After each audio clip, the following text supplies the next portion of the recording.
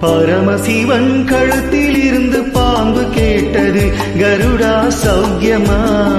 யாரும் இருக்கும் இடத்தில் இருந்து கொண்டால் எல்லாம் சௌக்கியமே.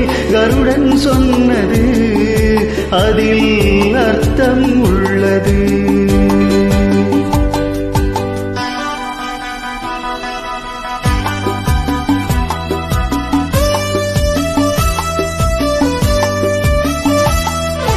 உயர்ந்த இடத்தில் இருக்கும் போது உலகம் உன்னை மதிக்கும்.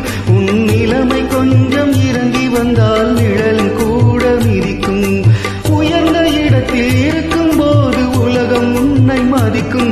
உன் நிலைமை கொஞ்சம் இறங்கி வந்தால் நிழல் கூட மிதிக்கும். மரியாதார்